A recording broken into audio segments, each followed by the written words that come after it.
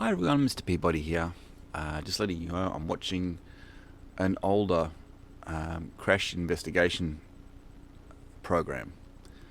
It's an American one, and I can run you through the basics, but it pretty much re-explains everything as they go along. But I'm going to have some comments through this because they go through this and they give forward a narrative, what they want you to take away from this, and then they blow it out the water.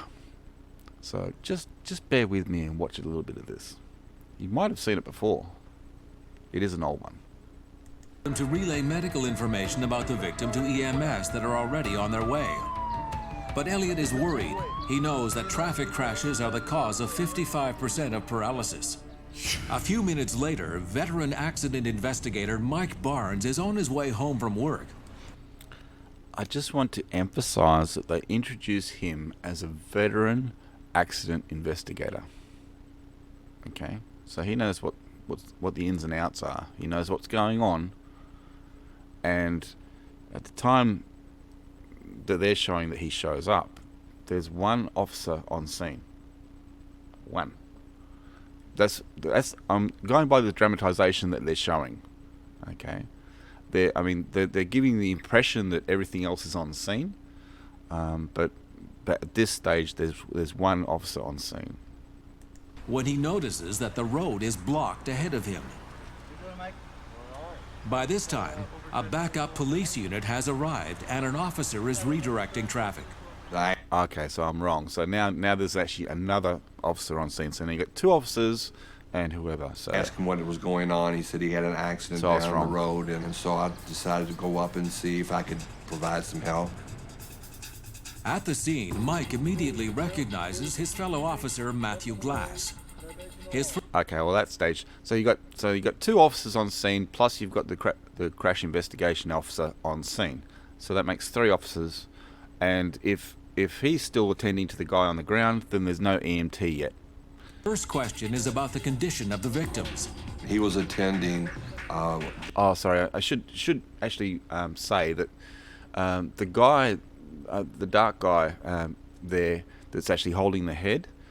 He was a passerby. He was another motorist that got flagged down by the woman that was actually involved in the crash, and it turns out he was a doctor. So that there is a doctor on scene, but not EMT. So there's a doctor on scene. He does have a small medical kit with him. He's relaying information to the EMT so that when they get there, they can go straight to work.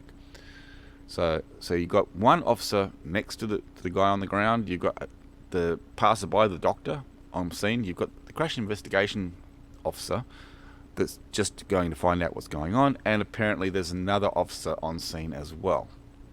The driver of the van, and Dr. Dobson was attending to him as well. They had stopped the bleeding on his head, and I asked Matt if there was anything else I could do for him. Matthew asks Mike if he could look after the woman who was also involved in the crash. Betty Reynolds is not injured, but she's still in tears. Her damaged white sedan is parked on the shoulder further down the road. She explains to Mike that she was driving alongside the other car when she dropped her cell phone. She reached down to get it, but before she knew it, a van was skidding out of control in front of her. At some point, the vehicle started to flip over and the driver was thrown out. You gotta love the graphics, how the guy got thrown through the air. I can tell you from personal experience how people get flown through the air from traffic accidents, but this is like a Olympic sort of sports ship. Once Reynolds regained control of her car, she pulled over and immediately ran to get help. Plus, if he got thrown out of the vehicle that badly, he really could not have been wearing a seatbelt. But they didn't bring that up. I mean, he is the victim, I understand that, but the fact is he shouldn't have been thrown out of the vehicle. Anytime you get behind the wheel, there's an alarming number of other drivers around you using their cell phone to send a text message or talk while they're driving. Studies suggest you're 4 times more likely to be involved in an injury crash if you're using your phone and driving. So there's the narrative that they're giving you. Don't use your cell phone when you're driving. because you're 4 times more likely to have a crash. You're distracted, blah, blah, blah. They're actually showing in the dramatization much more than that. They're showing, well, in this little bit here, they are showing her on the wrong side of the road. She has a cigarette in one hand. She switches it to the other hand and then picks up a cell phone. She's on the wrong side of the road, overtaking a vehicle on a corner. As I said, I don't know how accurate that dramatization is, but this is what they're showing you. But the main thing they want you to know is that she's got that cell phone. Many states have actually outlawed the use of cell phones, and it's being debated at other states and at the federal level. Should it be outlawed altogether? Still a controversial issue. It's a controversial issue because the fact is, should people be playing on their cell phones when they're driving? Absolutely not. All right? Especially with newer cell phones, touch screens, texting, you can access the web, do all these things. There's way too much information on that phone. If you've got an older phone, say an old flip phone, yes, it can do some pretty gnarly stuff, but for the most part, it's to receive a call. You can make a call, receive a call, and you don't really muck around on it too much. And as soon as you open it, it's active. So, and you know that flip phones are older phones. So, at the time that this would have happened, there wouldn't really be any Bluetooth in the car. There wouldn't have been a hands-free unit, that kind of thing. Because as I said, this is an older episode. As emergency personnel arrive at the scene, an officer approaches to take Betty Reynolds' official statement. Sensing that everything is under control, Mike heads out. What kind of statement is that? Sensing that everything is under control. Okay, so at this stage you've got 2 officers on scene. You've got a vehicle flipped on a turn. You've got another vehicle. You've got one officer's vehicle blocking the road. And he senses that everything is under control. And he leaves the scene. What kind of crap is that? No, you have everybody on board that's on the scene helping. You don't leave the scene sensing everything is under control. It on home. The scene was secured. EMS was on the way, and the EMS was on the way.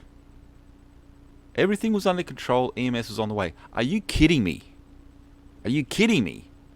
Because as an officer, you might be a veteran crash scene investigator, but as an officer, you've had basic medical training. You know how to control a situation, and you're still on the road. Everything is still on the road, in the middle of the road, and you left. They did not need me. Don't get me wrong. I know I'm going on a bit about this, but these are the words that he said himself.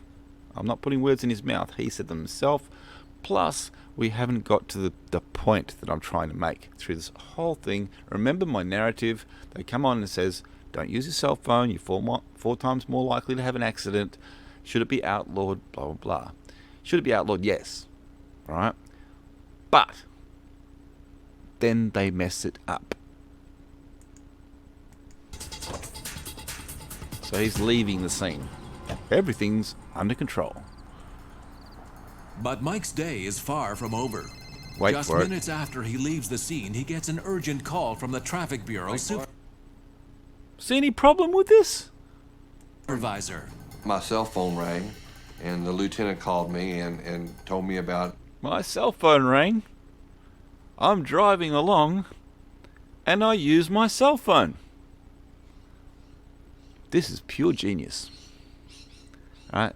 Remember, this is an accident scene that he attended. He left.